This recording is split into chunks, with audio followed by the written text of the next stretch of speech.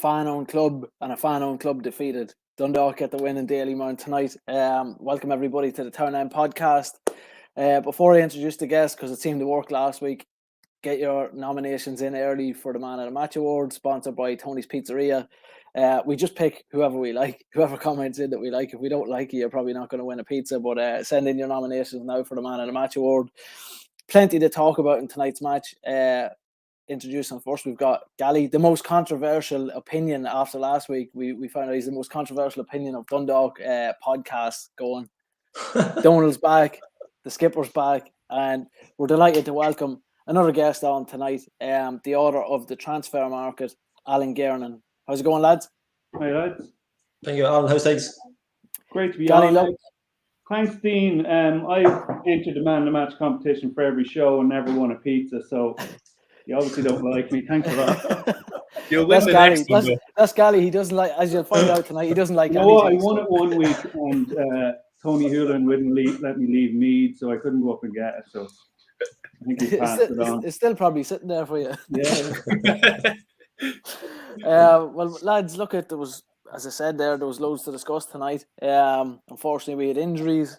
We had sendings off, but we did get a win. So, Donald, just your initial thoughts on the game.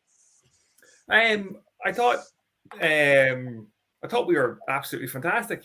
I thought we were the better team until obviously till the red card. Then we rode our luck a little bit towards the end. A couple of Dalymount bounces got us out of one of the chances, and then a couple of headers from corners and stuff like that. But I thought we were absolutely fantastic. It's going to be an interesting. I'm actually really curious to see who people pick for man of the match, because in my head there's a hell of a lot of contenders for it. But no, I thought we played absolutely brilliant football in the first half. The one thing that we were worried about was whether we'd get a goal after the Hubinator went off. Like, we were wondering who's going to get us the goal, and we hadn't thought of the secret weapon of Tiger Ryan. So we got the goal, and then we rode our luck towards the end. But I thought it was a great performance. The only thing I would say is that we must have picked up about 500 injuries in that game, so I don't know who's going to be fit for the next one. Gally, what's your thoughts on it? Yeah, I would echo what Donald said. I don't want to say too much after last week's commentary, but I thought it was fantastic. Like considering we spoke last week. I think we mentioned last week the pitch. We mentioned Ryan O'Kane possibly coming in. We didn't know whether the bone kind of Andy Boyle at the centre back would have worked or going to work long term. It seems to be the choice at the minute, but I thought we were excellent. What I noticed in early on in the first half was we were doing. I think it was the home match against Bohs, possibly the away match as well.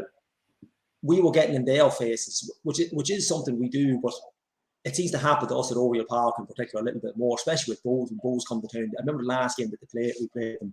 They were in our face for 20, 30 minutes of the first half. They never gave us a minute. And I think we hit them back with that tonight. I see the man of the match coming in, Ryan O'Kane. I mean, some outstanding performance. We go through them. There's plenty to pick from, as Donald was saying.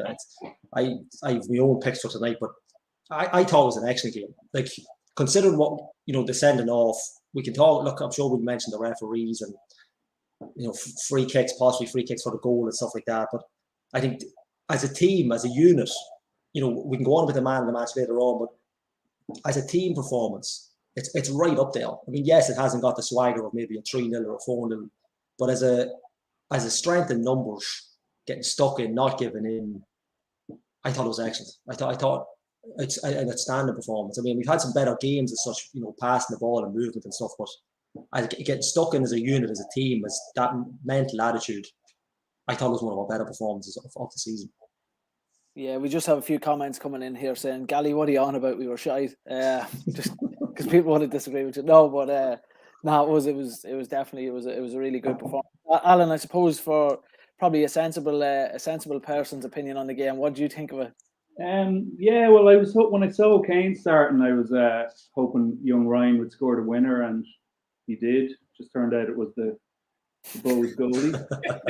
But no, it was brilliant. It was like what most impressed me was probably from half an hour to go. I was looking at the clock every minute, like going on. Yeah. But the display of sort of shithousery and time wasting and lads going down with cramp, and it was just brilliant. I love listening to the Bohs crowd every time someone else dropped down. It was like, it's just what you need, and those sort of 1-0 wins are what make the difference. You know, like the huge difference between escaping there at 3 points and then conceding in the 97th minute with the lads drawing up in Derry. So it could be most crucial performance of the season almost, you know. Yeah, and I think it kind of got a bit of a monkey off our back, didn't it, with getting that away win. That it seems to be something we've struggled on throughout the season. And, you know, Gally was alluding to there, you know, last week's episode, we were talking quite a lot about that back four and about particularly the back two of Boyle and Bone. But we'll probably talk a little bit about Boyle sending off in a wee while. But how did you feel, Donald, how did you feel that the two lads done at the back before the sending off? I thought they were fine. I missed the first few minutes, and the commentators made it seem like we were under siege for the first few minutes of the game. But from when I came in, so like when Hubin went off, they looked pretty comfortable. Like they're always going to be susceptible to a ball over the top. Like that's just who they are. We have to accept that that's going to happen, as much as like, for all the qualities that they have and all the stuff that they do well, they are going to be caught out with that once or twice. Now the keeper can bail them out like he did last week a few times. I did a couple of times tonight. So if he's far enough off his line, he can kind of mop that stuff up. But I thought they were fine. Like we will talk about the red card at some point. And obviously that changed the game. But I think it's worth pointing out that since he who shall not be named from Clonus left, that they've played 2 games. 2 games since he officially left, and it was just that mess of a goal against Derry last week. So now, fair enough, they did right to look towards the end of the game tonight, but it just goes to show that, like, I made a big deal out of how over time we'd end up missing them, but in the short term we'd be fine, and it just shows how organized and how hard-working everybody is. And I think that was what really, really stood out tonight, was just how hard everybody worked and how much everybody ran. Yeah.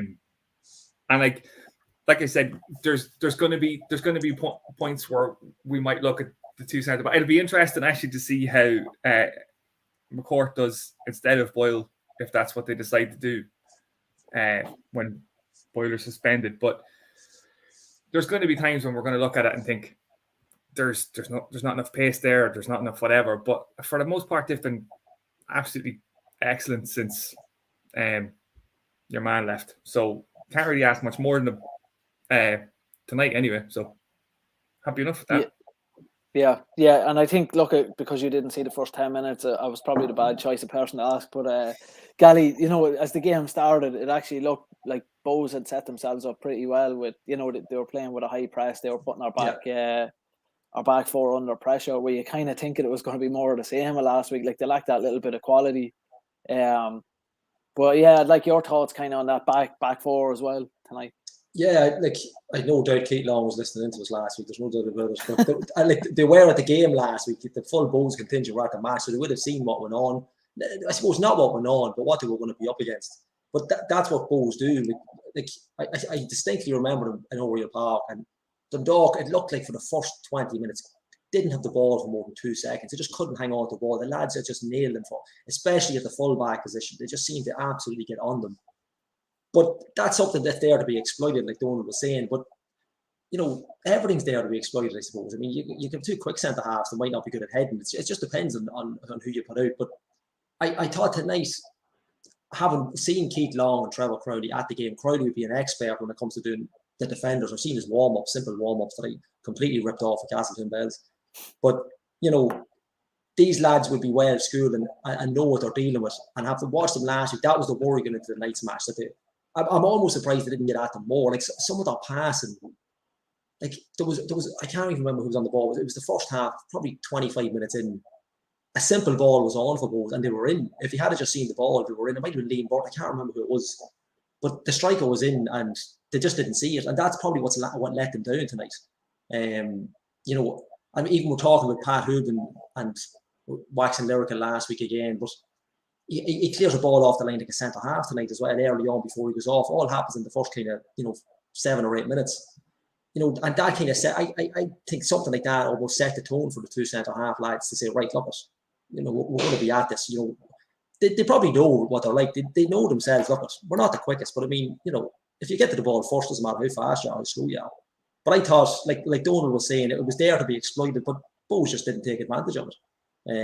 I thought the lads were excellent. Obviously, the Boilers get sent off. It's your man comes across, and look, we talk about it maybe in a couple of minutes with Al, but see what he thinks. But it's always going to be a red. You tackle like that, or you can call it like that. It's always going to be a red card. But I don't think they've done anything that we. I don't want to say. I don't want to be. It's not negative. It's just like the best I can say. What Donald was saying was that fast defenders or coaches who are well schooled in that will exploit those 2 lads, and that's always the worry. But I mean, look, when you've got midfielders like Greg slogging ahead, the man for losing a good game, when Doyle comes back in, it shouldn't really be a massive problem. I know we're getting ahead of ourselves, the problem with tonight's match, but on tonight's performance, I thought they were excellent. I really did. I thought the lads at the back. I actually think Darragh Leahy, he doesn't get a lot of mention. I thought he had an excellent game as well. But look, it's look, we're always the 3 of us are always talking each week. It'd be interesting what Al thinks because it's nice to get a different perspective on it. But I wouldn't fear like Bohs didn't take advantage of it. That's all I'd say on it. Like they probably could have and they should have. But look, that's football for you. We'll take it every day of the week. Yeah, no, I'd agree with a big chunk of that. Parts of what you said there, I think it was one of those where we were under serious pressure for those first 10 minutes, and I think they dealt with it pretty well. And then as the game progressed beyond 10 minutes, I think we had full control until the sending off. I think we were kind of coasting, but moving a little bit up the pitch, Alan, and Alfie Lewis had his first start for Dundalk tonight, and really he put in a classy performance. We called for last week for Ryan O'Kane to get a start, and he got in. And how did you feel the lads kind of across the middle done? Great, yeah. He obviously didn't get thrown into the deep end last week, and his first game this year is in professional football. Like, you only a few minutes for Port Vale, so it was good last week. Very impressive tonight, and like didn't really miss Paul Doyle. He was a able replacement. As for Ryan O'Kane, I thought he was brilliant tonight. I probably won't be here at the end of the show, so I'll give him my man of the match early if you want to tally that up. I thought he was brilliant. Even the Bohs commentators mentioned he's great at holding it up when the Dundalk were down to 10 men, and he's a great creative outlet out there. And I think I saw some rumor on Twitter during the week that some French and English clubs are interested in him. It'd be sad to see him go, but huge potential, and it's great to see him. Was that his first start of the season? Yeah. I think it's a starting debut. Yeah, he didn't look out of place whatsoever, so he'd be my man of the match. I see some for Alfie Lewis there as well, which is can't argue with either. As I think Donald said earlier, there's probably half a dozen you could give it to tonight. Yeah, it was a good team performance, and I suppose Donald, we'll get to probably the first big talking point of the night came pretty early on, and it was nightmarish for Dundalk fans, as you said. Myself and yourself were texting during the game, and the immediate reaction, and I seen on Twitter as well, the reaction is who's going to get us the goals? Was Pat Hooban going down injured, and fingers crossed it's not that serious. But what'd you make of that? Well, I'm guessing if it's serious enough to have him come off during the game, it's not a good sign, because we've seen him play through injuries throughout a game and then be injured the game after that. So that's a bit of a worry. It's probably like I remember we talked about this before about who comes in when he's not playing, and he's brought in McMillan a couple of times and brought in Martin a couple of times, and I think tonight shows why I think it should be Martin that starts up front. If Hooban's not able to go next week, I think it's a huge loss, if he's out for any length of time, because he's such an important player for goals and for all round play, and just for the attitude that he brings onto the pitch. But I think what you get with Martin up front, which I think, say, like just for the goal, or so as a precursor to the goal, there was because Skip is down in the dugout, which is like right up at the other end, so he's able to like really properly shout at the forwards, and he had O'Kane in front of him. There was a moment when he seemed like he was annoyed at Ryan O'Kane for not pressing quick enough, and as he was complaining about O'Kane not closing quick enough, Martin came sprinting over to close down the goalkeeper and the centre back, and the keeper had to kick it out. And it's that kind of work rate that I think it's the one thing that he's going to be able to replicate. He's very physical and he's very quick, and he's obviously not scared to get stuck in if he got booked about 10 seconds after he came on. So it's going to be a massive loss, whatever length of time he's out for, if he's out at all, obviously. But I think Martin did enough tonight to show that he can be effective. He's obviously not going to be Pat Hooban, but I think the goal was a brilliant example of just what he's going to be able to bring. I think that one of the Bohs commentators said about no lost causes. I know O'Donnell was talking about that after, I think it was the Finn Harps game, that they were he was drumming it into all of them about no lost causes. And that was just a random hoof up into the box. And he was like, I'm not giving up on it. I'm going to go and fight for it. So that's what you're going to get with him, I think, if we're missing Pat, and if it's Martin that goes in up front. But look, it's obviously not ideal to lose your captain and top scorer and all that stuff.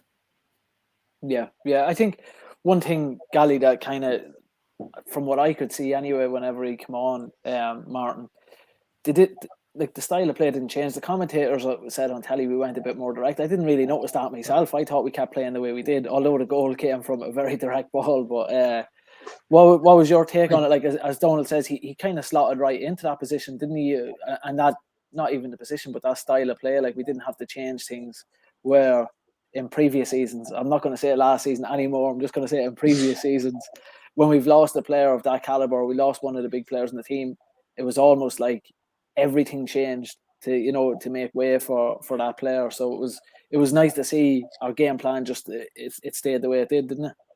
Yeah, you mentioned the commentators there. I think they were probably alluding to the fact that we could probably put more balls in behind the centre halves, because John probably is a little bit quicker than what Pat Hooban would be now. But no, I don't think we didn't change really. I mean, we didn't have to change really till the sending off. But when we're talking about John Martin, like it's only on a pitch like Dalymount Park. We mentioned before, you see how quick he is. Like, he's so fast. It's like I fully agree with what Donald says. I know obviously you're listening to it, and you'd obviously assume, being Dundalk fans over the last week, you'd assume it'd be David McMillan. You'd just be expecting David McMillan to be warming up on the sideline. But now we have that option, where we didn't really have for a long time. But I wouldn't fear John Martin starting, because he'd be hungry for it.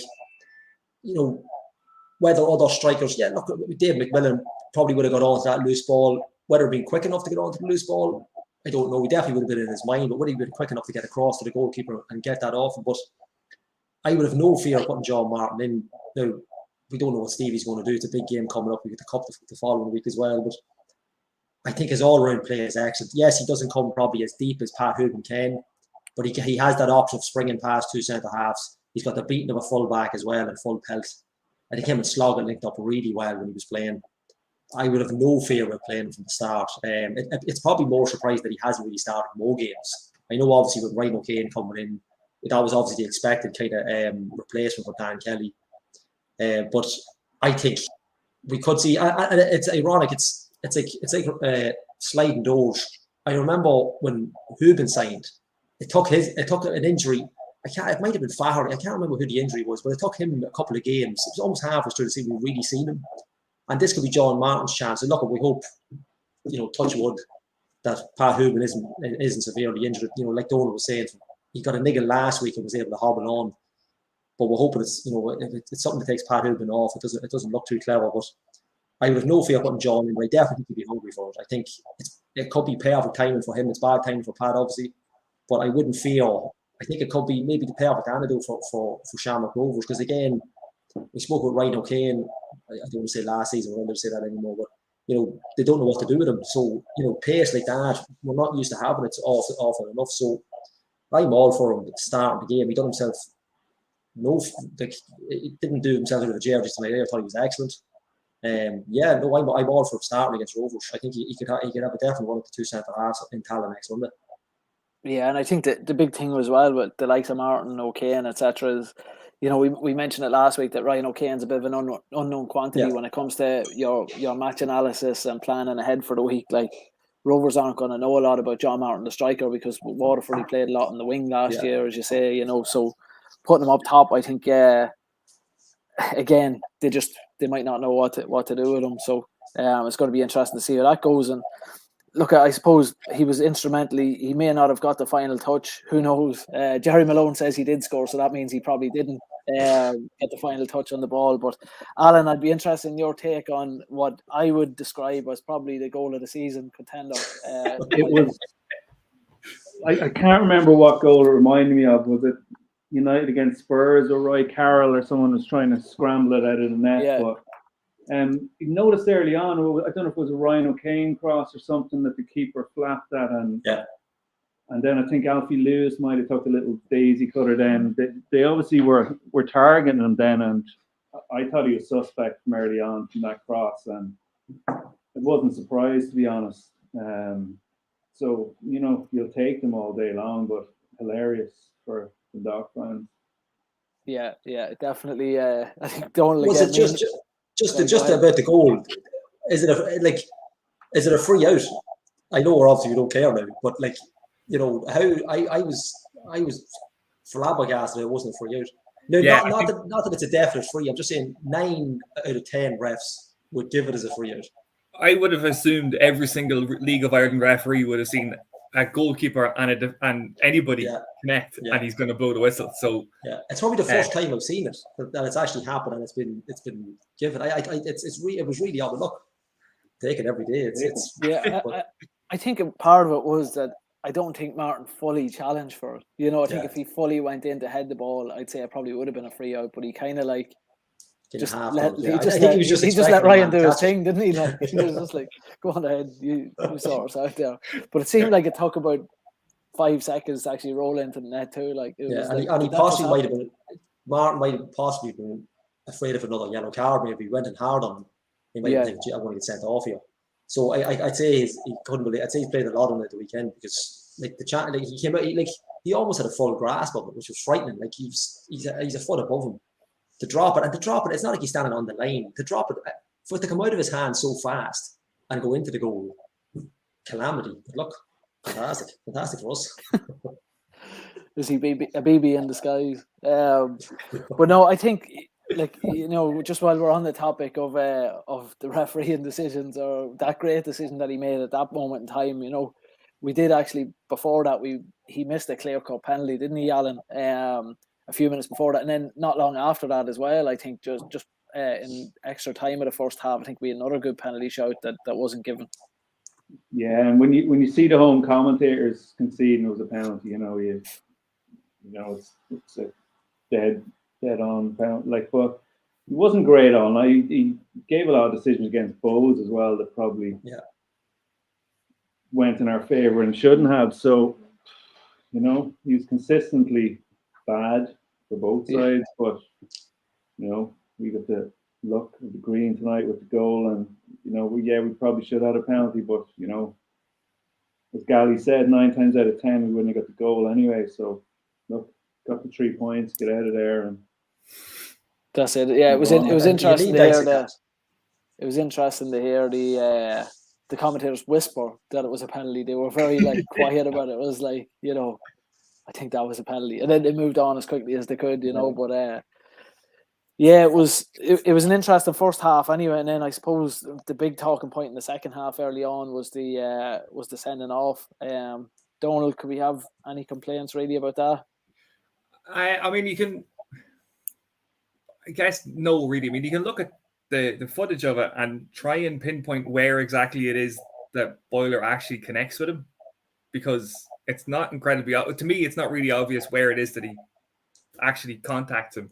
But if you're the referee and you're slowly catching up, you're about 40 or 50 yards away from it, and the defender and attacker cross over and the attacker goes down, you're 100% going to give that as a free kick, and then once he gives the free kick, he has to send him off, but it was one of those, like, how we end up in a situation where it's Boiler 1-on-1 with the Bohs centre forward is like, that's the type of thing that would give you, bit of pause for concern, but I don't think we really can complain about it too much.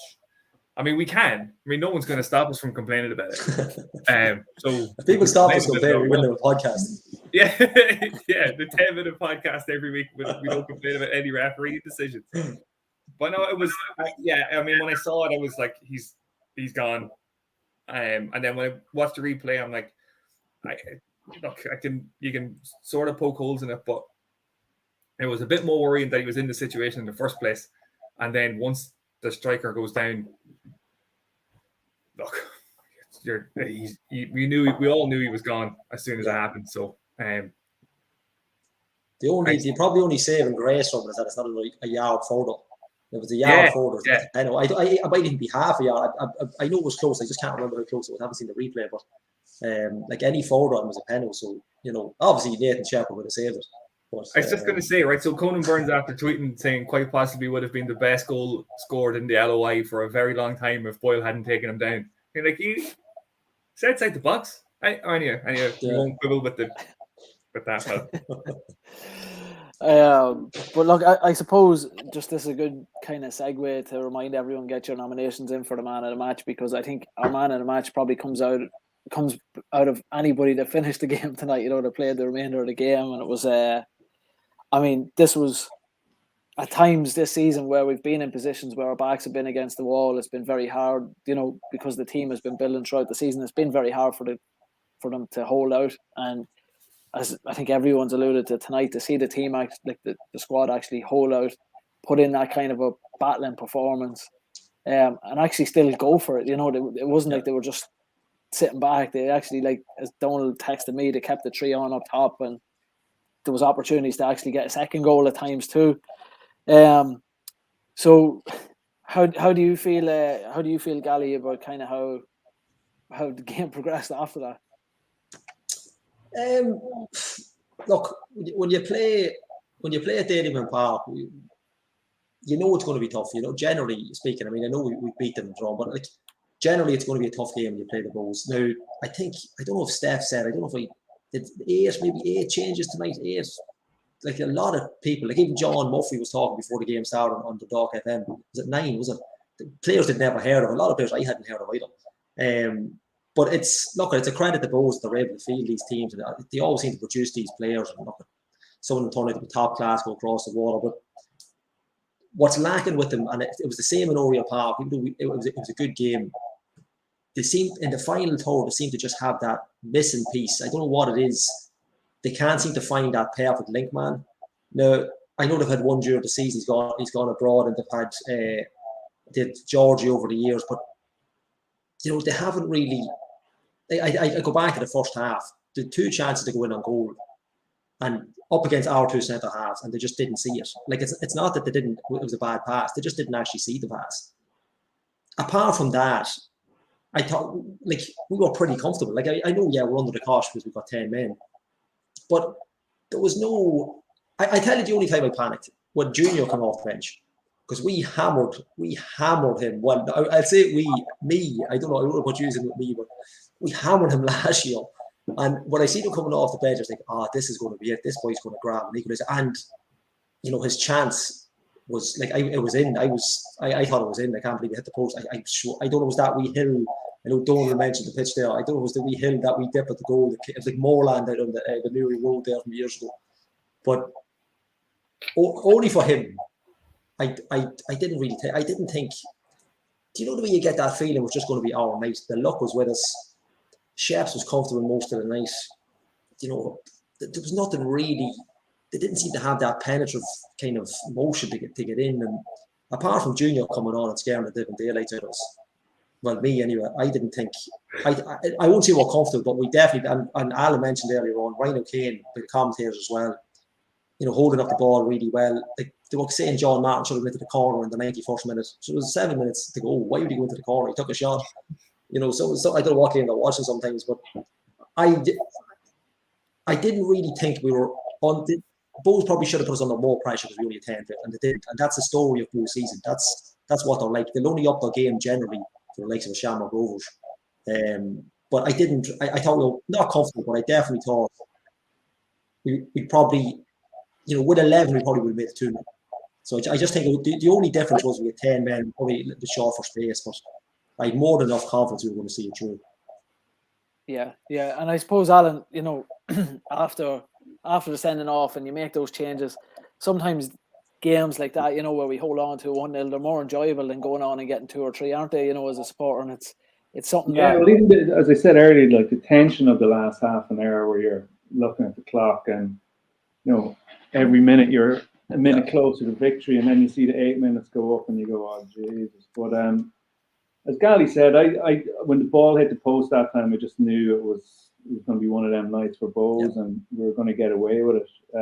Like there was a few ball pinging around the box, and it just didn't seem to want to go in for them tonight. And when the post was hit, I was there. Okay, well we'd see this out. So it was a great rearguard action for nearly 40 minutes with 10 men with injury time, and very impressive and great 3 points. Brilliant. Donald, we're big fans of shithousery on the podcast, and last week Derry had a game plan to waste time, which was probably the worst game plan we've seen to waste time because they done it 15 minutes into the match. But I think I don't want to accuse the Dundalk team of wasting time ratting tonight, because I don't want to be feared that out of the 10 that finished the game, all 10 might be carrying an injury into next week. But how did you feel? It was masterful game plan when we went down to 10, wasn't it? Yeah, to be honest, I really enjoyed the Bohs commentary for Nathan Shepherd going down, because they were like, Cherry hasn't even started warming up, so there's obviously nothing wrong with him, and it's the kind of thing you'd be sitting in the stand looking at like the away bench being like, he's not even getting, and you'd be absolutely losing your mind as a Bohs fan tonight watching it. But I mean, we should also, maybe a couple of those players are actually injured and they fought through the pain barrier tonight. I mean, I think we don't be surprised, but they did. Like, it was nice. It felt nice to be the team that we're doing that, because it felt like this has happened to us a couple of times this season, and obviously most recently Friday night that we didn't, like, Stevie didn't do he didn't have a team talk before a throw-in like Rory Higgins did last week to waste time. So there's still things we could have done that we didn't do. Yeah. But no, like Frank said, it's professionalism. That's how you win football games. It's absolutely horrible to watch when you're the team that's behind. Of course, yeah. And there's cramp and there's head injuries and the referee stops it every single time. I was amazed it was 8 minutes, because in my head I'm like, it should be about 8 minutes. I just didn't think he'd actually have the balls to do it, because it's normally 6. I think even the Bohs commentators were like, it's probably 6 minutes. But he actually was like, no, it's 8 minutes. I've got to give Bohs every chance to get a nickel. Yeah. But it meant that we ended up playing like 45 minutes with 10 men because of the 8 minutes added on. And I just to give it, I think I only really do the away game, so I don't really get to talk about too many wins. But I think it was it was Drogheda or Shells, I can't remember which one, but we were talking about the substitutions that the manager made and how we didn't think that they adapted quick enough to the substitutions and all that kind of stuff. I thought the decision tonight to take Adams off. Adams was having a good game, and he was worthy enough to stay on. But I think I absolutely loved the idea of leaving the two wingers and the centre forward on. Yeah. Because you were looking at 45 minutes. Like, he didn't know obviously how long there was going to be left, but there's still an awful lot left of the game. And to take off Martin or O'Kane and to put on, obviously you had to put McCourt on, but to take some of that attacking impetus away, like, it didn't last very long because the boys just were absolutely knackered by the end of the game. But the threat was there the whole time that O'Kane was split out one side, Bradley another side, and Martin would be up the middle. And they had balls out. They weren't just stuck punting it away and having it come back over and over and over again. So I was absolutely delighted that was the decision that they took, because he could have made it, a different decision could have made the last half hour a lot more difficult and have it just be one-way traffic. But at least we attempted to try and get out and try and still keep playing football with 10 men. It's it is, I don't know if you've picked this up, it's a massive pet peeve of mine when somebody goes down to 10 men and the centre forward comes off. Yeah. And there's no ball out anymore, and you're just sacrificing your game plan and everything. So they deserve a lot of praise for doing that, I think, tonight. Obviously, it shows a lot of faith. It shows a lot of faith in the central midfielders as well, because they're horsed anyway running around, but now they're down in midfield, and they're down a player on the pitch as well. And I think if anybody, I'm going to spend, I think, the next week, I might even set up a separate podcast, just because I know I can read the tea leaves. I know I can see who's going to win man of the match, and I've got no problem with that. But I was like, I might just set up my own Alfie Lewis podcast and just go through every single time he got the ball and every touch and every pass, because I thought he was absolutely phenomenal tonight. For someone, like Alan said, someone who hasn't played very much football, the intelligence he has on the ball. And I know I was talking to people last week about how he has the number 5 on his back, and how the best thing I can try and compare it to in my head is replacing N'Golo Kante with Jorginho, and you're expecting Jorginho to be able to run all over the field and make tackles the way Kante does, and he's not going to do it. He's a completely different player, but he plays the same position. And I think we obviously have a thing with that number 5 and the player that played with that jersey on his back for so long in that position and how good he was. But I'm over the moon with how well Alfie Lewis played tonight, and the potential to watch him every week is just I'm just delighted. I thought he was absolutely fantastic tonight. So he's not going to win man of the match, but he might get one vote from us. They get a few after that speech. Yeah, you might. Yeah, that's like any given Sunday there. The last time I said that about somebody, he left for Derry, so I should probably just stop. Well, look at we'll wrap up on that note. On the match, it was a great 3 points, very battling second half, especially that last 30 odd minutes. Move on to next week, but look, Alan, we appreciate you coming on, and we wanted to kind of chat to you a little bit about transfers, because every podcast done it when the transfer window was open, and we didn't think it was cool enough, so we waited until it was over, till the transfer window was shut, and talk to you a little bit about that. Obviously, you're the author of a book on transfers, and just we kind of want your general thoughts on how the transfers have gone for the League of Ireland this year, because there's obviously been a lot of high profile in Ireland, high profile moves, over to England now that we're seeing players going further afield as well. I think Dundalk, close to home, have done, apart from the Conley thing, have done okay. I think it would have been, when you see Boyle go off tonight, does he get a 2-match suspension because it's a straight red? So there's not much depth still there. Like when he was sent off, I forgot about Robbie McCourt and was going like, who are they going to bring on? So I saw Mayoa went on loan yesterday, so there isn't a whole lot of depth there. They could probably do with another centre back. I know Leahy and McCarry can play in there, but then you're taking them from positions they've been doing well in. But I think one he has mentioned earlier, Bohs, like I hadn't heard of, as you said, after starting 11, like today, it's a bit like Dundalk last year, where just loads of random lads thrown together and see what happens. Like I don't know, I'm surprised Rovers haven't strengthened more, maybe particularly now with another 8 games at least, is it, in Europe? And on the other side of things, when I wrote my book, The Transfer Market, it was I think 2018. It mainly focused on the UK and Premier League and the football pyramid over there, and overseas players coming to play in the Premier League and Brits and Irish abroad and stuff. But one question that any player or agent or expert or anything at all that I spoke to couldn't answer at the time was the effects of Brexit on the transfer market.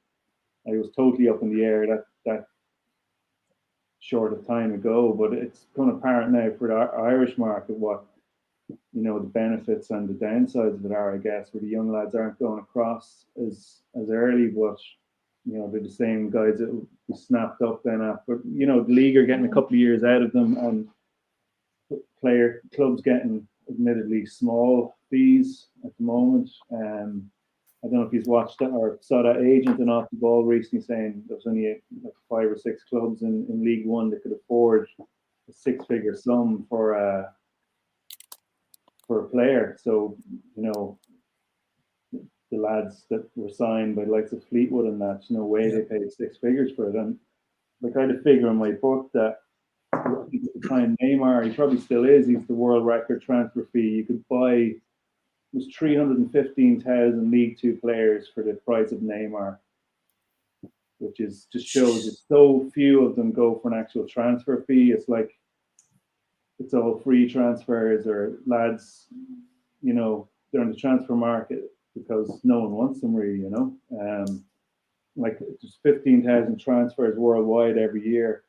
I think it's only about 14 or 15% are for an actual fee. So, it's lads moving because they're looking for a club, not because the club's looking for them really, in most cases. And like 30% of lads that are sold for a fee worldwide are pushed to go, like they're forced out. So, you can look at it on the positive side, I guess, for Irish clubs are finally getting some money for players, whereas like the players in Dundalk lost for free over the last few years, like Oregon and Boyle initially, like you could start in 11 there where there was probably no fee, but yeah, some of the poultry, like who was it went for 30 grand? Mandrew, was it? Mandrew, yeah. Mandrew, yeah. It needs to be some sort of realistic valuation, but at the same time, I guess a realism that everyone thinks the whole English game is a wash with money, but it probably is only obviously Premier League, Championship, but a handful of clubs below that can afford to blow 100 grand on a player who mightn't have played in England before. Do you know just how much? So just like say what we talked about with players like Mandrew and any of the other boys that were going over to like League One teams.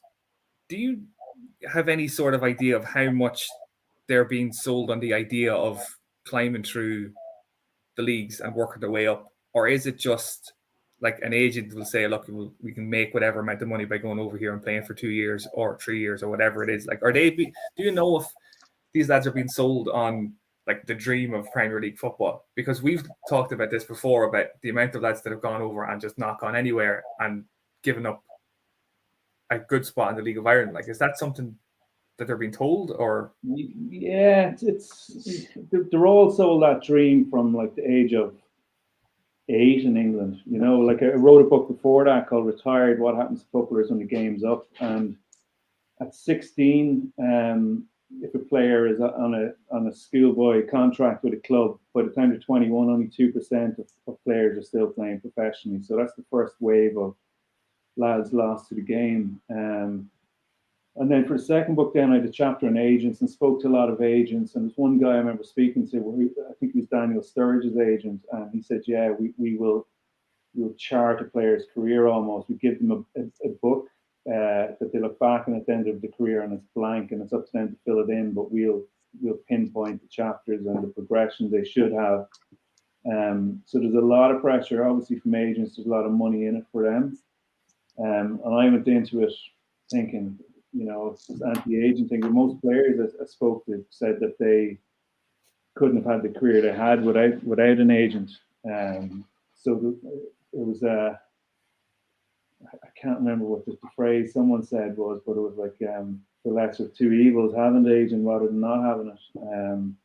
But it's become sort of a Wild West now, agents in the UK. It used to be regulated where you had to pass this multiple choice exam, which sounds easy, but it was based on thousands of pages of FIFA legalities and everything. And some years, like 6% of people would pass the exam. It was deregulated then in 2016 or 17, and it went up from about 500 agents to 3,000 or 4,000 overnight. You basically have to pay 500 quid on a mobile phone and you're an agent. It's crazy. And before that, you couldn't make money out of a family member's deal or career before that, and then was deregulated. You see a lot of, you go through a list of FA regulated agents, you'll see loads of surnames like Welbeck and Arnautovic and Rashford, and it's players now who, you know, have brothers or mothers or fathers looking after their stuff who mightn't have the experience, but at the same time we're looking out for them. Like I remember speaking to a Scottish international, said his father did his best deal ever for him. So I guess it's up to the player, but yeah, a lot of them are being sold this dream, but at the same time, a lot of agents have this, like to Mandrew. Who did he go to? Was it?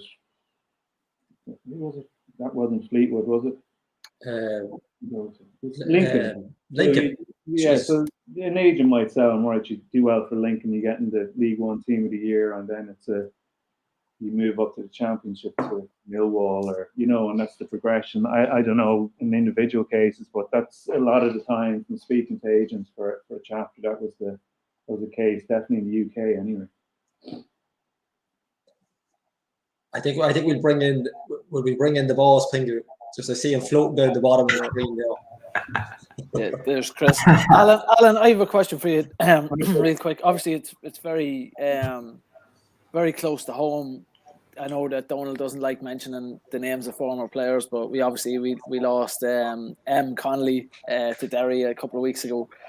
And just from your experience and the research you've done for the book, how does the family aspect factor into a decision like that? You know, obviously, if he was coming back to Dundalk this season, it would have most likely been on loan. I don't think the club would be in a position to pay a fee to get him, where Derry were.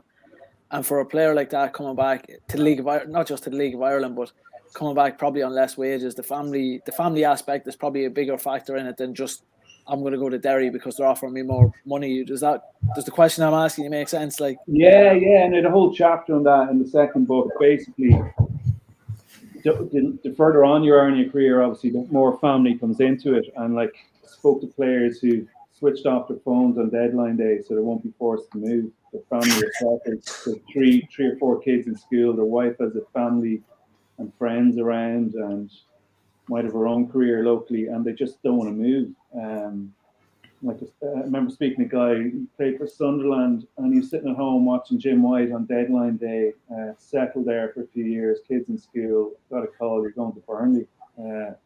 Just out of the blue, he wasn't transfer list or anything like that. The next day he was looking at houses in Burnley. Like, so the whole precarious nature of footballers' life, you don't blame them for taking the money.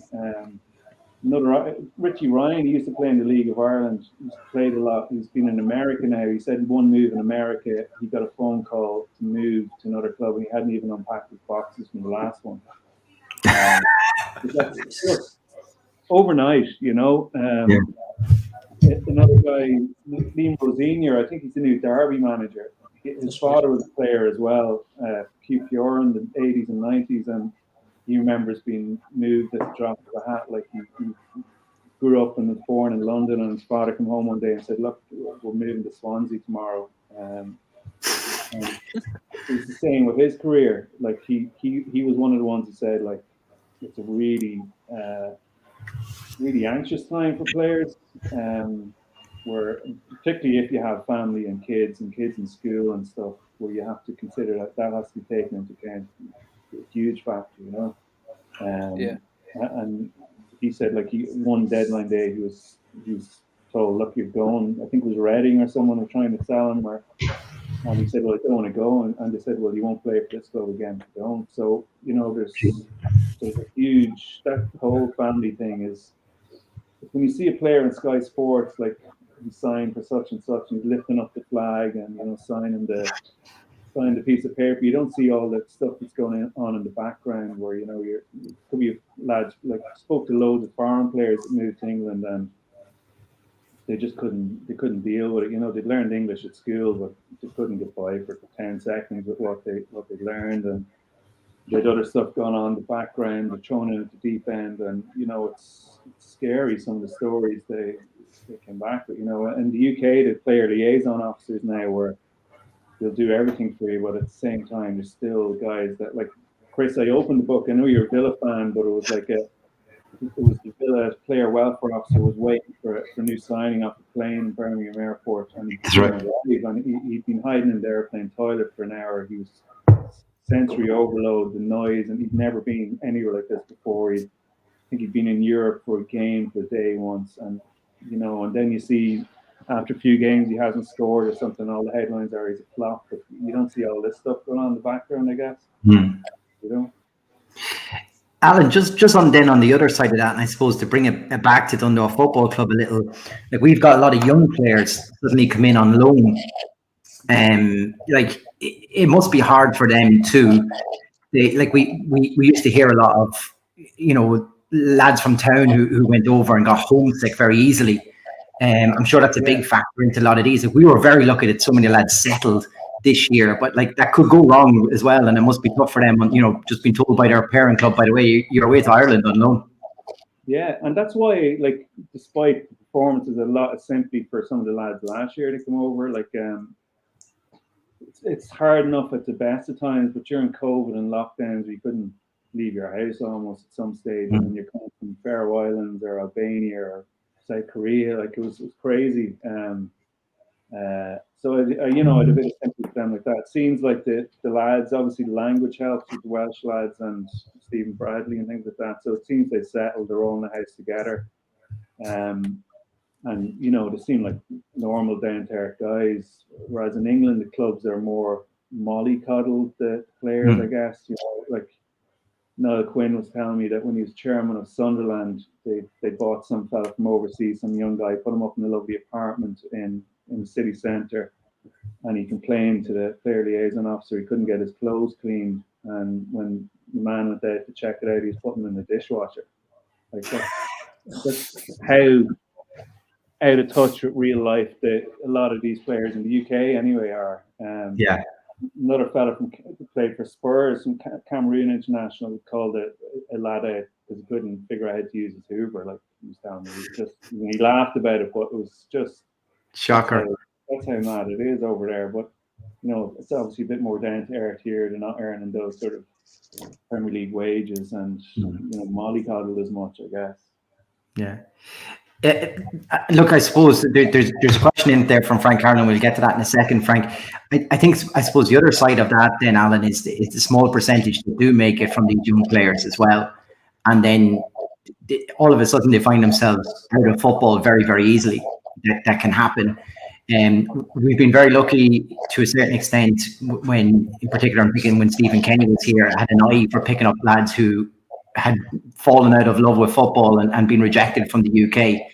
Do you think is that an avenue that we'll probably see less of maybe now because of Brexit? I know you kind of touched on it there earlier on Brexit. Do you think with the moves we've seen now, do you think maybe we should be trying our best here in Ireland, should I say, really, to hold on to these young players for longer instead of losing them and then falling out of love with football?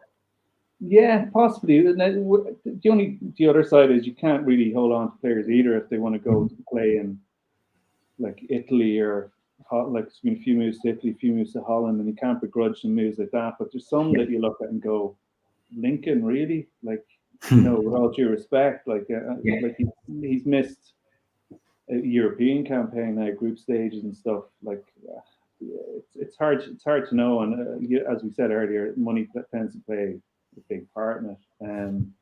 I've always been surprised that League of Ireland clubs haven't tapped in more to stuff like the loan signs of Stephen Bradley and in the UK. We've some of the biggest leagues in Europe on our doorstep, but with a different timing of the league. We're getting lads up to match fitness in the summer and stuff, and it's just amazed me for years that even the Championship is, I think, 4th or 5th most watched league in Europe, and their academies brimming with talent. So I think we'll probably see a bit more of that maybe over the next few years, particularly with the success of some of the moves in the last few years with Dundalk and Pat's keeper last year. And Yeah. You know, there's huge potential there, even for like clubs even partnering up and things, you know. Yeah. Like, you know, I suppose when all these transfers and everything were going through, people were talking about minimum pricing for players and where we should go on this. You know, Frank Harlan's coming in, should be a standard maybe buyout clause of X amount for it. Do you think a decision like that could hamper the clubs here, that might put them off? Like, I'm assuming that the opinion of Ireland right now, judging by the transfers, is that these are a good pool of players that you can get at a real low cost, and they're up to match speed straight away. So that's the real nice thing about bringing in a player from the League of Ireland right now. Do you think something like that, like a minimum fee, might put people off? Yeah, but the thing is, the player has to agree to it as well. Yeah. Which is probably why the minimum clauses are so low at the moment. Certain players, like, you can see it on the other end of the scale in Spain, where you're like, a lad you've hardly heard of, his buyout clause is 800 million or something, where, you know, it's just, right, basically he's not for sale. But whereas here, I think the players have more bargaining power. Look, I'll sign for another 12 months, but it's a 50 grand buyout clause. And, you know, as I said earlier, there's only, you could set a greatly 100 grand buyout clause minimum release across the whole league, but you're limiting opportunities. If you do need to sell a player, or if the player does want to leave, you're probably limiting that to, you know, a handful of clubs outside the top 2 tiers in the UK, you know. Yeah. Yeah, I think that's angles, but, you know, yeah, obviously it's hard to see clubs coming together on this too, and be realistic. Yeah, especially in this league, they tend not want to work together on decisions. And look, Alan, I suppose before we finish up, kind of looking on from Dundalk last year, which I know, working with the unit, some of the promo videos and things that you would have been involved with putting, I suppose, helping put a more professional look and feel onto the club last year. How do you feel that the club is progressing at the moment? I think it's been great. Like, I was initially, as you said, I was working with the unit last year, and I was initially brought in to scout overseas free signings on Football Manager, and that went really well. So I was working with Paddy in the unit on different things, and he said, look, we might be doing some work with Dundalk. Have you any ideas for an academy video? They're relaunching academy. So that was the first one. I come up with an idea and wrote that. And it was sort of, it's aimed, I suppose, at both kids and parents. So there's a dual aspect there, with just pulling on my own experience growing up, following Dundalk as a kid, and wanting to play and never making it, but then maybe your son will, you know. So yeah, it went down okay. And then we had loads for the jersey last year and hand signing, and it was a bit of crack, you know, amidst all the gloom on the pitch, you know. But yeah, we continued this year with a few more. It's been great, you know, working on, you know, the club you grew up supporting, and enjoyable. Hopefully there's plenty more. Yeah, I suppose before we finish up, all our guests that we get on, we do ask them to nail their colours to the mast here for the man of the match. So we'll get your man of the match now, Alan, if that's all right. We've done that already, Chris. Wherever you were, Ryan O'Kane. It must be one of the holes on the motorway on the way back out. Yeah, we got in there early. Ryan O'Kane. Right, okay. Perfect. Alan, thank you so much for jumping on board. We really appreciate it, and brilliant, and you know, the knowledge of the transfer market and the insight you had in particular there is excellent. You're more than welcome back on anytime. No problem. Cheers, Alan. Thanks, Perfect. Thanks, Alan. Gentlemen, First of all, Let's go, Chris. how are you? heading to Game Park, how was it? Lads, there was killings tonight. I saw Ryan Brennan's celebration after his third goal. Which, Yeah. I don't like to praise anything the Drogs do, but rubbed Damien Duff's face in it was. Yeah, David Duff walked off and had to walk back on again to shake hands and everything. He was heading down to the dressing room and then realised he had to turn and walk back out again. Oh, Jesus. Oh, Rebs. What could have done? It was another one of those things. You'd be sitting watching Shells going, how can we not beat these? Yeah. You know, they were atrocious tonight. They were remember you saying that before, went out the window. Yeah. It's just they seem to be our bogey. We used to be Bray, and now it seems to be them, and you see more them. It's typical. But look, did you get the good news is that I got to see the goal of the season. It wasn't the one at UCD. It was the one in Dalymount, right? Yeah. Completely meant by Ryan. Yeah, clearly. Yeah. Did you get to see any highlights? I would have just seen the highlights come back at halftime and full time, and then obviously I was listening to yourselves coming in.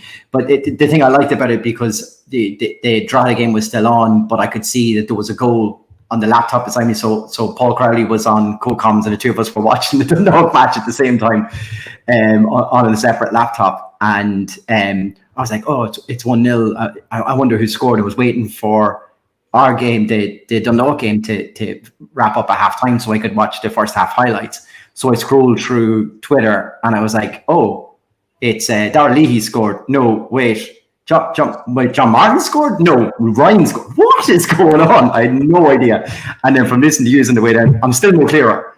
It was like I said earlier, Jerry Malone said that it was Martin got the touch. So we're going with Ryan, or we're going. Yeah, exactly. Read into that what you will. It was good. And you know, you have Twitter. I know you're not supposed to do this now, but when you have Twitter open and it's a couple of seconds ahead of the feed that you're watching, and I think it was James Rogers' tweet came through going, Darragh Leahy can claim that one or something like that. Yeah. And then the ball bounced to Darragh Leahy at around the halfway line, and I was like, Worley, what on earth is about to happen? And then when you see it bounce or like come to the keeper, I'm like, what is going to happen? So yeah, it was. If any goal was good enough to win a football match, it was that one. Yeah, definitely. Look, from what I seen of it, look, harsh enough with the sending off as well. You know, Boyler gets the wrong side of him. It's hard to see. I think, Donald, you were saying it's hard to see exactly where the contact is with it as well. There's an arm around. Is it that? You know, but Boyler would be mad at himself for just getting himself the wrong side and being, you know, half a yard behind and having to play catch up.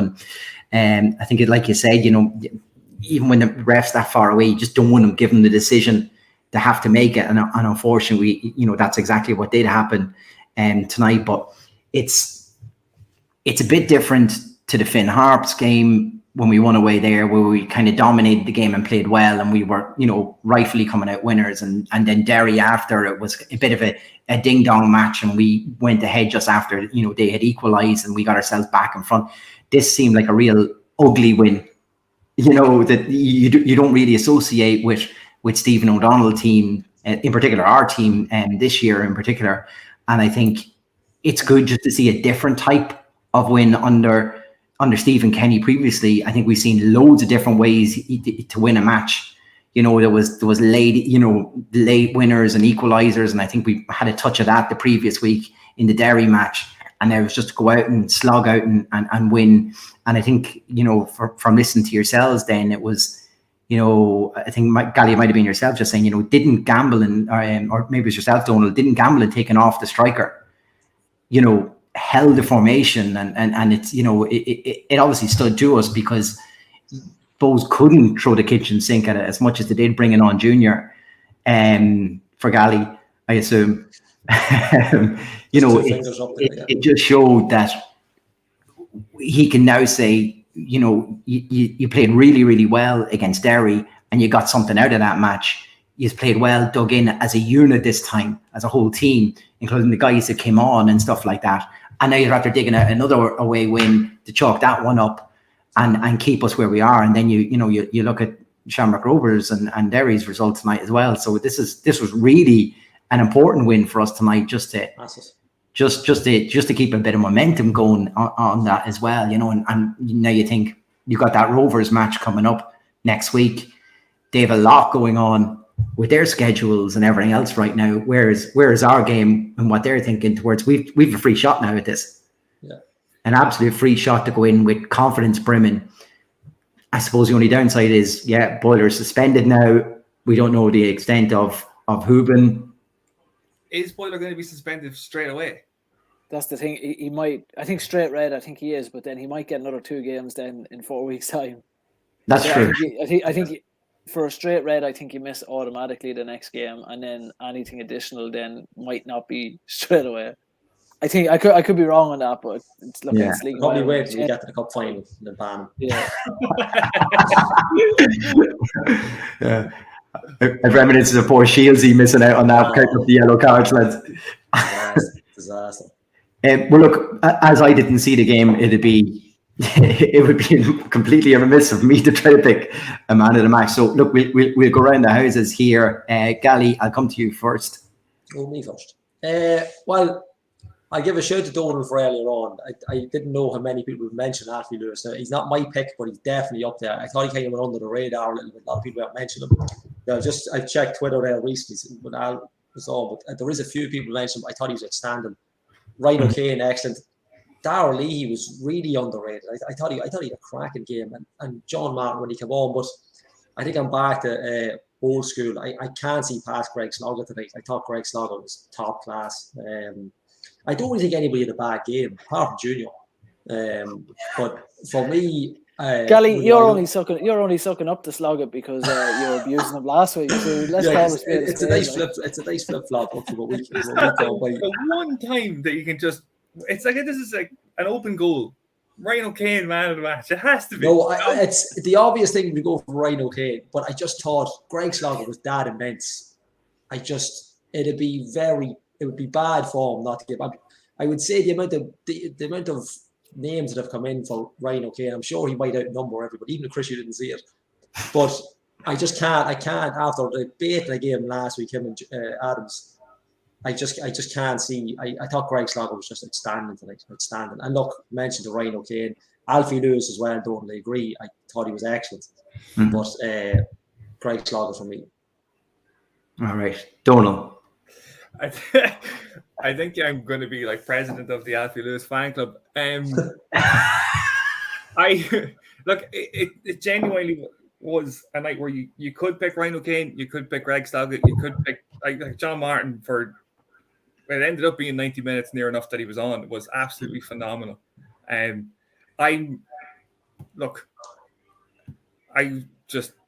Alfie Lewis was phenomenal to me. I just think he was fantastic. But I have a feeling this is going to be like the new Chris picking Chris Shields every week. That I think you can just probably start marking it down that there's a vote for Alfie every week.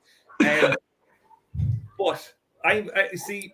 I'm just going to say this because Gally didn't pick him. I will give man of the match to Ryan O'Kane because I'm like a massive match for him, and I thought he was going to be the one taken off, but he was. Yeah, I think everybody. I think anybody watching it would have assumed it would have been Ryan O'Kane because of Bradley's experience. The commentators alluded to it as well. Yeah, so I'll tell you what, it's a 50-50. Has anyone ever picked 2 players at the same time? There's a couple in the comments. You're going for Alfie O'Kane, is it? Alfie O'Kane, yeah. Ryan Lewis. Here we go. Because I'm just looking at because Chris, you're not going to be able to pick anybody, and if Pingu doesn't pick, Pingu picks a completely different one to use, which I have a funny feeling he's going to. This is now going to land on me, the only person who hasn't seen the game, lads. Right, this okay. is. We've also got Alan put Ryan O'Kane in as well, so that right. That's true. Yeah, that's true. Right, I'll go with Alfie then. Alfie was my original pick. I was just trying to get someone a pizza.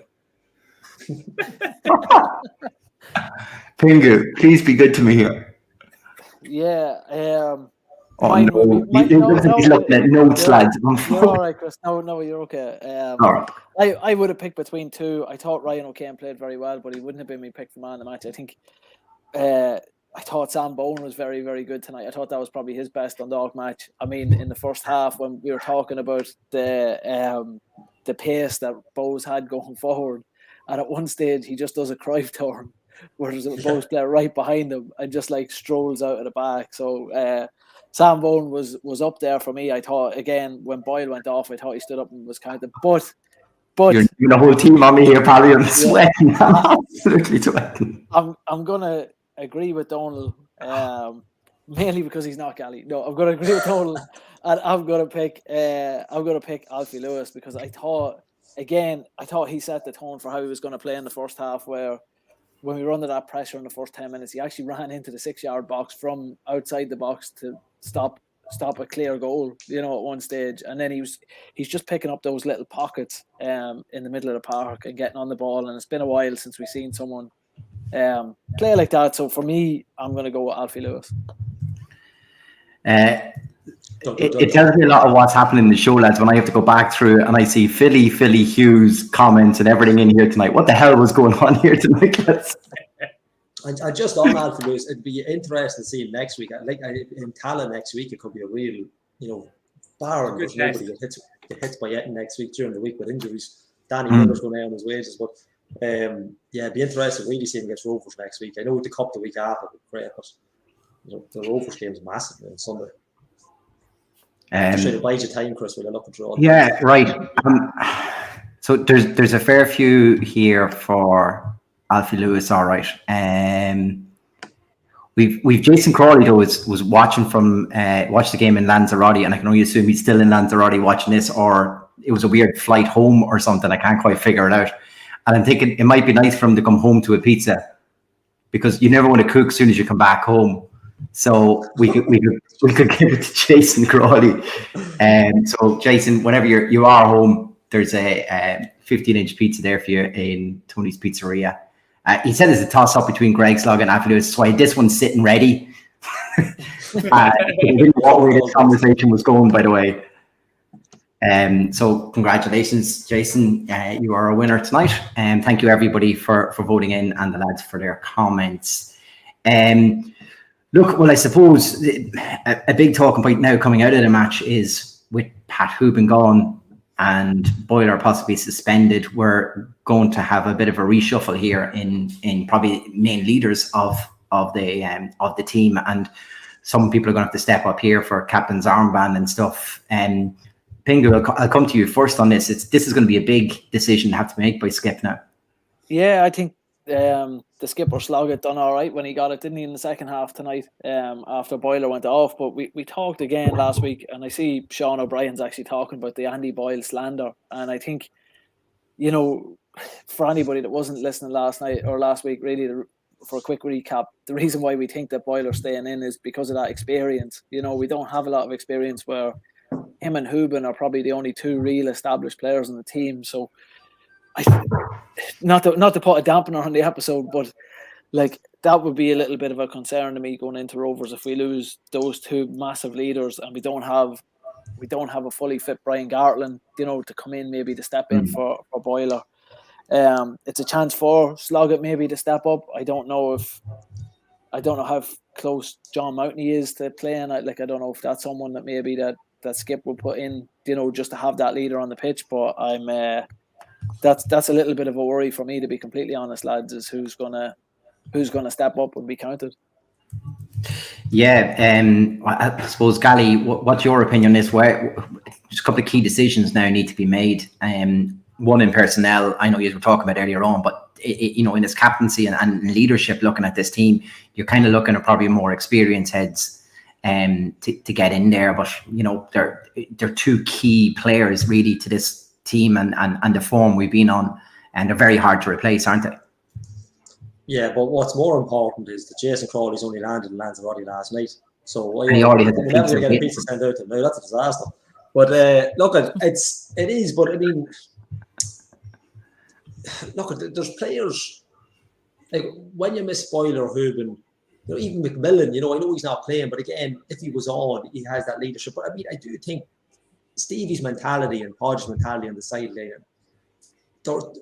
I won't go down cliche, they're all leaders, but there's plenty of people that are willing to step up there. There's plenty, like Darrell Leahy's got plenty of experience as well. These lads, I just think they'll make a selection on it. Like we alluded to John Martin, not for leadership, but just if we don't know. I don't know if you've got an update on Pat Hoban, Chris, have you? He was in the car on the way home, so no. No, but I don't know if you've heard it because you were gone for the last 3 hours. But No, what I'm saying is that we assume John Martin would start, so Davy McMillan probably won't start. So there's not a leader, but an experienced player that probably wouldn't get it. Mm-hmm. But I don't fear anybody not. Dean said Sloggett more than capable of a captain's arm, but Sam Bone as well. Look, the man shouts as good as anybody. You can hear him pretty up much in Oriel Park. But there could be a wild card there, Sloggett or Leahy maybe for the captain's armband. But I don't think it's massively important. I think with the mentality of Stevie, what they have at the club is, I think they're all going to be carrying each other on the day like Shamrock Rovers. If you need one particular captain to lead in Tala against a game like Shamrock Rovers, you might be asking questions just in general. But the lads will be sent out to do the job. And looking more likely like probably Sloggett will have it simply because he had it after boiling off tonight. Yeah. Pretty sure, Paul, we can't do the old charter fight there. It doesn't go. If only we had Shelburne next, lads, that would have been cracking. A great idea, lads. Just to annoy Duffer. Donal, your thoughts on that? Yeah, I mean, I'm not really.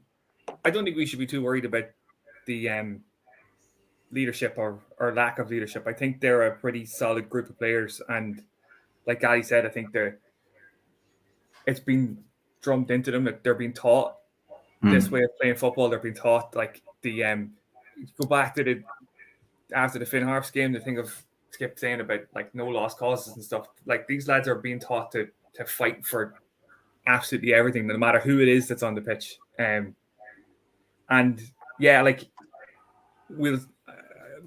I'm not 100% sure Boiler is suspended, and I'm not 100% sure the Hooven's not going to be fit again. So like maybe both of them are going to be playing, and this is all hypothetical. Hypothetical, exactly. I just want to. I don't know if we'll get another chance. So I'm just going to do a little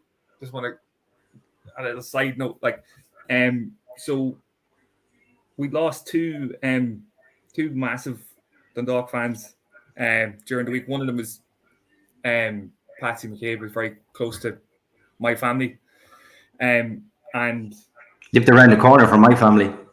Yeah, I think Patsy knew absolutely everybody in the town, and Joan the same. Between the two of them, they knew everybody. So it was a tough week, but what came through at say the funeral and the days before and days after it was how much the football club meant to him and how much it means to the community. And I know we're not going to talk about last season and the last couple of years and stuff, but I think what the most important thing to come out of this season is that the football club is more like our football club again. For moments like this, like when the community comes together, it's not like the community's coming together and complaining about the football club and saying it's been taken away from us and all that kind of stuff. The togetherness is there again.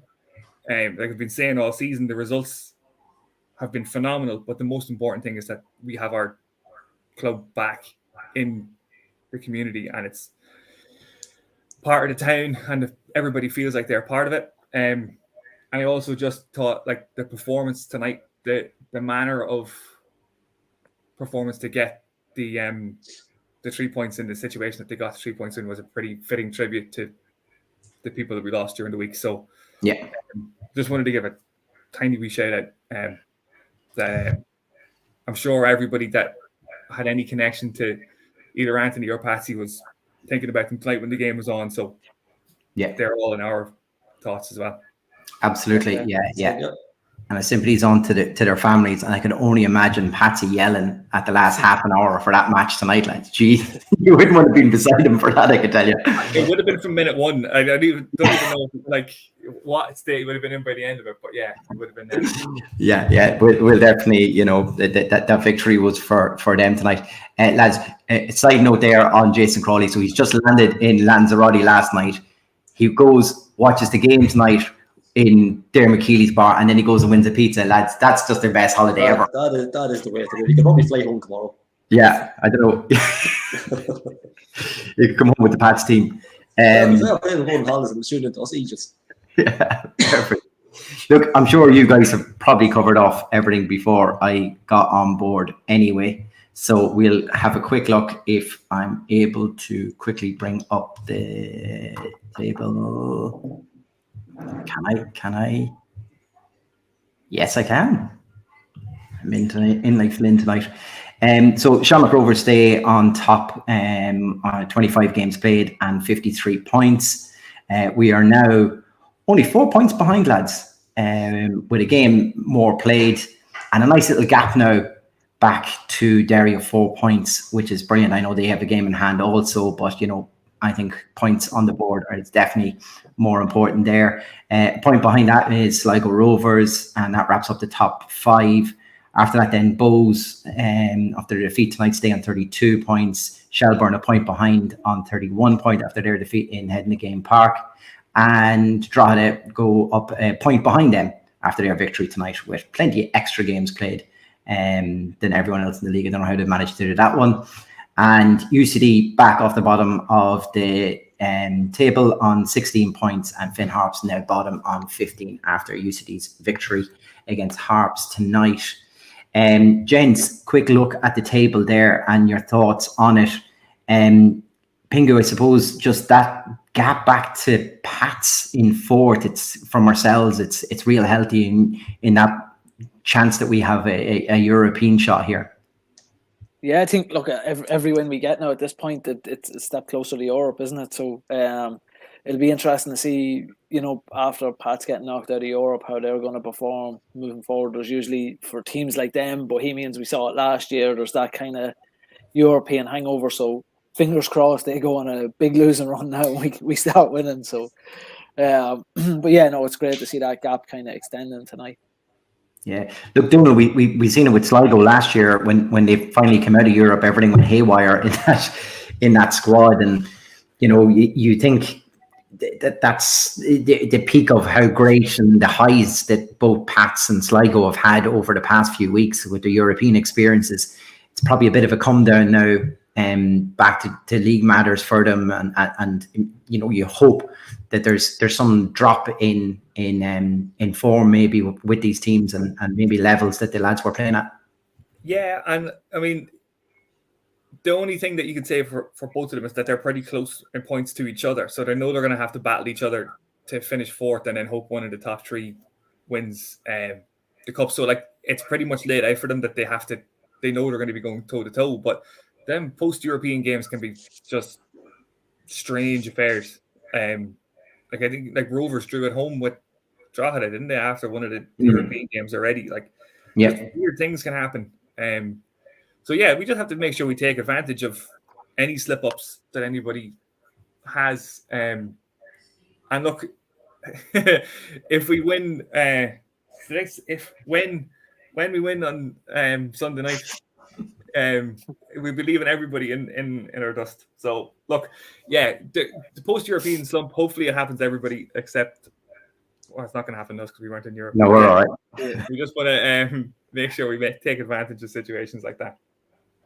Yeah, Gally, and I suppose the other one we're all looking at is, and because the European escapades, I suppose, continue, is Shamrock Rovers. And you think back to when we qualified for the group phase in the first time, should I say, in 2016. There was terrible results against Galway and stuff straight after. So there is a come down after these big games, and you hope, like you would say, perhaps the draw tonight is a example of that. You'd hope that the Rovers might have something next weekend against us ourselves too. They might just have an off night. Yeah, well, I mean, that's what you're looking for. Unfortunately, Rovers are a strong team, and to get a result in Tala, you're looking for them to be slightly off. But I think we're capable of getting a result. I mean, imagine if we could sneak a little win. Derry have drawn, I think, if I'm not mistaken, on Friday night. That's a tough match for them as well, just to create a little bit of a gap. But I mean, you're chasing. I think I won't say European football, say it, but that gap to Bohs, like as we're saying, is Pats is big now. It's excuse me. But I'd be looking at the gap from us to Rovers. Why not? I mean, like you said earlier on, it's a free hit. You've the couple of weeks after. Yeah. Go to Tala full of confidence. You'd expect, we were talking about John Martin playing up front, pace, something a little bit different for Stevie to work with during the week, provided, if Pat's not available. But you got to look at it and go for it. I mean, if you can't run at them now, like it's a perfect time because they've got like Frank has said there, those games have to be played. That running for Rovers is going to be difficult. Yeah, they've pretty much got 2 games a week for the next week. Eventually, it'll catch up somewhere. And what you want to do is either send them off now from next week on a bad run or catch them somewhere. But you got to take the chance when it's there. And I'd be going for it going home next Sunday. Like a Sunday game, they're rare. It's a pity it's not in Old Park. But they are rare. And, you know, it'd be a great, hopefully, a decent bit of weather. And, you know, we don't know the pitch in the stadium is decent up in Tala. And, you know, go for it. They have to go for it. Then into the cup then with a bit of confidence. You know, and like, you know, if you could just squeeze it away, a draw would be great. But if you could squeeze it a win, it really sets it up then. I know with the extra game, but it really sets it up nicely. What you don't want is a hammering. You know, you don't want to be betting and a bit of a down on into Wexford. Even like a 2 or 3, you don't want that because then that creates a little bit of gap. And look, you'd hate to come along in a couple of weeks and Rovers on a blip after them beating you. You know, you taking nothing off them. You know, you want to try and take things off them now. But yeah, look, they'll slip up eventually. It might as well be against us. Yeah, Bingo. Do you think it's one of those things that, you know, Rovers are probably looking at that fixture and then looking at a cup one then after, you know, away to Drogheda in Head in the Game Park. They're the only all Premiership draw, I think, in the next round of the Cup too. Like the FAI Cup is probably a bit of a disaster for them now. They might as well get out of that competition because they've got bigger fish to fry in trying to wrap up a league and a European adventure. Yeah, and I think even, you know, at the minute, like at this, in the immediate future, I think the league is probably even secondary to, they want to qualify for the Europa League. They don't want to go to the Conference League, you know. So as Gally says, and I think you said as well, Chris, we do have that opportunity to have a free hit at them. And I think there's probably no better time to play them because they, from the words that are, not the words, but from the kind of speak that's coming out of the Rovers camp is they've got one eye off the league and, you know, they've got an eye firmly on qualifying for the Europa League. So fingers crossed to play the Richie Towell and Sean Gannon and these lads who haven't got a look in this season and let us fucking hockey them with Greg Sloggett and John Martin. Donald won't be able to do any post-match analysis on it because he won't be able to mention anybody if that happens. Yeah, that's one of the things that doesn't actually matter what the name of the shirt is. I just have to call out by the numbers. Yeah. At least, you know, the Clonus Judas didn't find for them as well, because that would have been too tough to have to add in him as well to the Rovers team. I wouldn't have, couldn't have stomached that. Clonus Judas, I just threw that in there. I don't know if anybody caught it. Clonus Judas.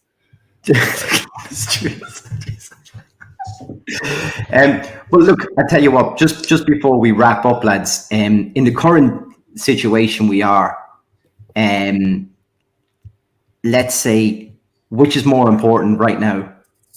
A European qualification through the league, possibly finish second, or drop down to third, possibly fourth, but a cup. What would you prefer? Do we get a run at the league into the last game of the season? Well, that's a bit. Yeah, I'd rather run in the league. I'd rather sweat in the league, to be honest. Yeah, because I said that at the start of the season.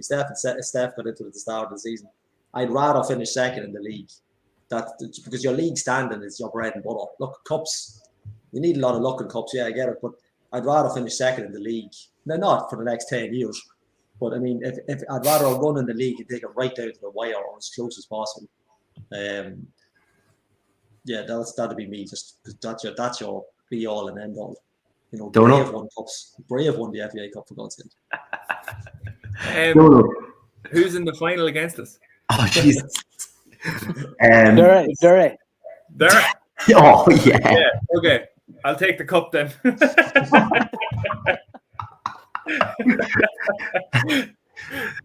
Just this year, though. Next year, I won a title challenge. This year, I'll take the cup and finish in third. No, I guess I don't really. Anybody doesn't matter. Yeah, I want to become a unified champion, so I want to win the league and the cup, Chris. I love it. Not even an option I gave. And I want Derry to finish second, and I want to beat them in the cup final as well. That's the dream. Well, look, I think we'll leave it at that for tonight. Thanks so much to Alan Gernon for popping on earlier on. Thanks so much to Tony's Pizzeria for our man of the match competition. As always, thanks to Player Fit for what me and Donal are wearing tonight. Nicely planned, nicely. And to Dundalk Village, as always, for our overall sponsorship of the podcast. Gally, every time I say it, you smile or laugh like I'm going to get this wrong. It's just there. It's there in the back of your head. And it only happened once.